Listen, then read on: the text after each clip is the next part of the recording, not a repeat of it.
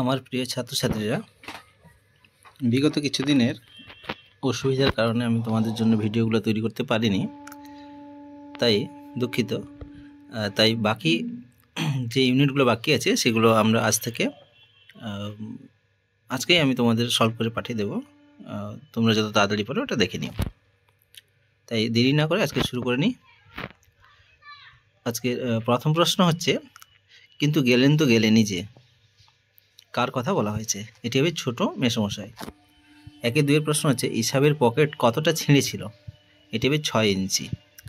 1-3 প্রশ্ন হচ্ছে, তারপর নামিল বৃষ্টি। বৃষ্টির প্রকৃতি কেমন ছিল? বৃষ্টির প্রকৃতি ছিল মুষলধারে। 1-4 প্রশ্ন হচ্ছে, আমরাও তবে এইভাবে এই মুহূর্তে ড্যাশ নাকি, অর্থাৎ শূন্যস্থানে বসবে মরে যাব নাকি। এরপরে 1-5 প্রশ্ন হচ্ছে, নিভৃত অবকাশে স্রষ্টা কি সংগ্রহ করেছিলেন? এটি হবে দুর্গমের রহস্য। 1-6 প্রশ্ন হচ্ছে, ড্যাশ কৃপা করো। পদ্মা কার কৃপা প্রার্থনা করেছেন? এটি হবে নিরঞ্জনের কৃপা প্রার্থনা করেছেন। 1-8 প্রশ্ন হচ্ছে, 1-7 প্রশ্ন হচ্ছে, কালীর অক্ষর নাইক্য পেটে চণ্ডী পড়েন কোথায়? এটি হবে কালীঘাটে। 1-8 প্রশ্ন হচ্ছে, কলিকাতা বিশ্ববিদ্যালয় পরিভাষা সমিতি নিযুক্ত করেছিল কত সালে? সালটা হবে 1936 সালে। এটা খুব ইম্পর্টেন্ট, এটা তোমাদের বারেই আসছে, তো এটা মাথায় রাখো, এই প্রশ্নটা আসতে পারে। 9 প্রশ্ন হচ্ছে, 19 শতকে কত আনায় 32,000 অক্ষর লেখানো যেত? এটি হবে 12 আনায়। 10 প্রশ্ন হচ্ছে, বর্ধমান যাচ্ছি চিহ্নিত পদটি হলো, অর্থাৎ বর্ধমানের নিচে দাগ রয়েছে, এটি কোন কারক? এটি হবে বর্ধমান যাচ্ছি, এই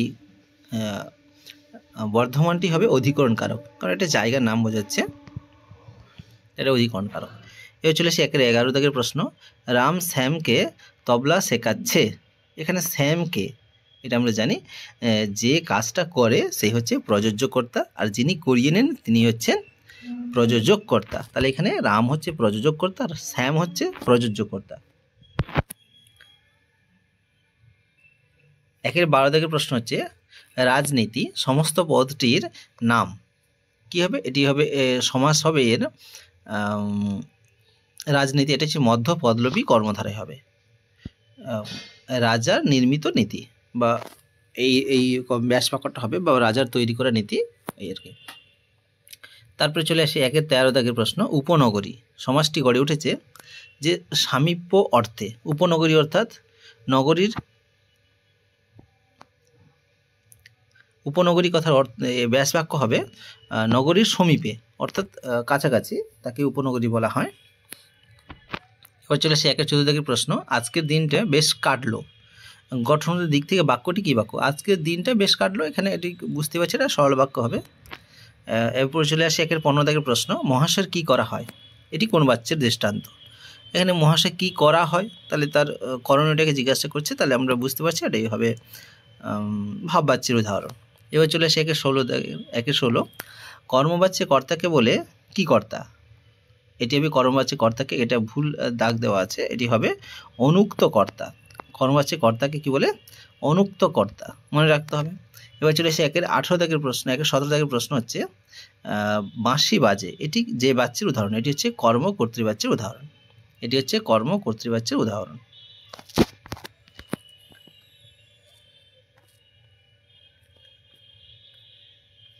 এর পরবর্তী ইউনিট হচ্ছে 8 নম্বর।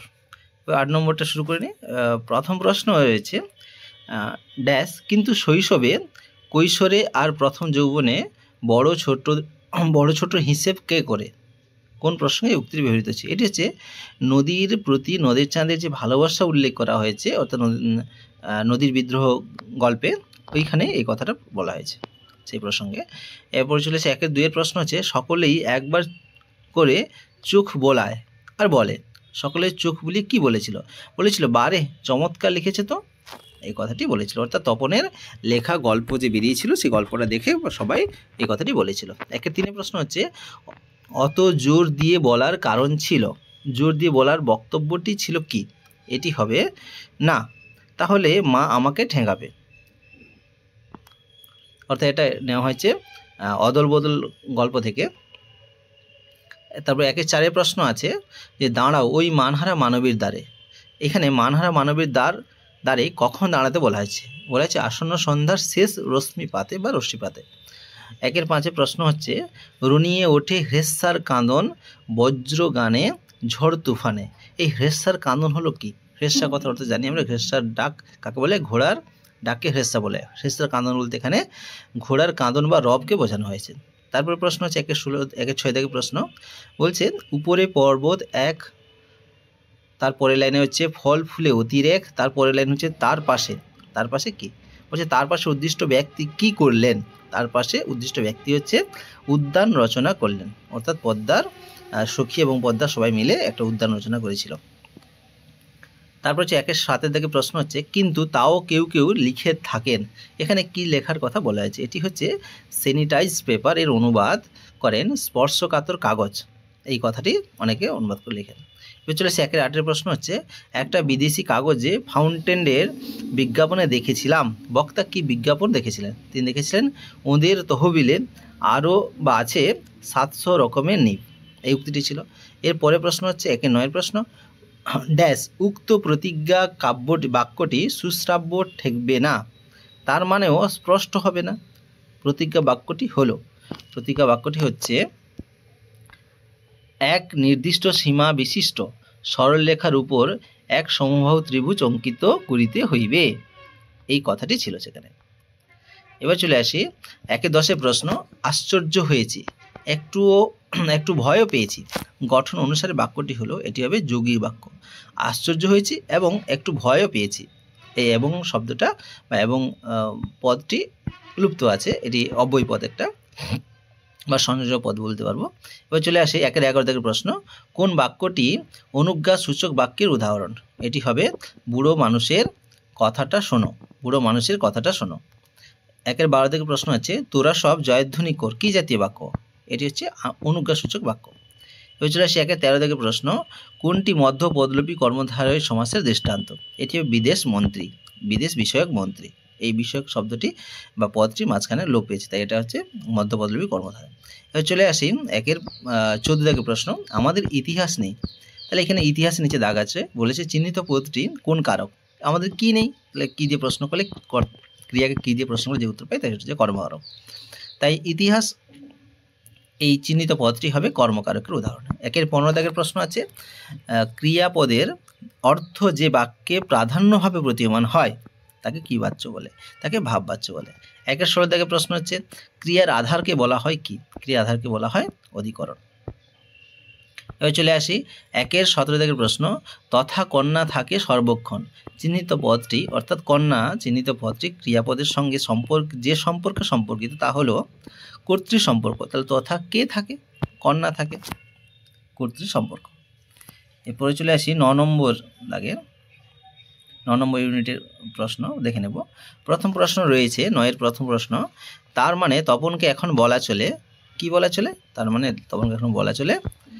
এখানে কবি ও সাহিত্যিক ও কথাশিল্পী সবগুলোই হবে, তবে এখানে আমরা বলবো লেখক, তার মানে কবিকে তপনকে বলা চলে লেখক। 1-2 দাগে প্রশ্ন হচ্ছে না ওই চোখ কি হরিদার চোখ হতে পারে? উক্তিটির বক্তা হলেন ভবতোষ ওনাদের কানে কানে বলেছিল এই কথাটি। এবার চলে আসি 1-3 প্রশ্ন হচ্ছে নদের চাঁদকে যে ট্রেনটি পিছিয়ে দিয়া চলিয়া গেল সেটি হলো 7 নম্বর ডাউন প্যাসেঞ্জার ট্রেন। এরপর চলে আসি 1-4 প্রশ্ন যে প্রাচী ধরিত্রীর বুক থেকে, এখানে প্রাচী হলো, প্রাচী কথা অর্থ হচ্ছে পূর্ব দিক। 1-5 আমার শুধু একটা কোকিল, পরের লাইন হচ্ছে গান বাঁধবে ড্যাশ, এখানে সহস্র উপায়ে হবে। এটা কবিতাটা মুখস্থ থাকলে আমরা এটা করতে পারবো। 1-6 থেকে প্রশ্ন অশোকী একজন কবিতায় শান্ত হলু দেবতারা কত বছর ধ্যানে ডুবেছিল? এই প্রশ্ন উত্তরটি হবে 1000 বছর ধ্যানে ডুবেছিল। 1-7 থেকে প্রশ্ন হচ্ছে একটা বিদেশি কাগজে ফাউন্টেনের বিজ্ঞাপনে দেখেছিলাম ওদের তহবিলে নাকি রয়েছে, কি রয়েছে? 700 রকম নিব রয়েছে।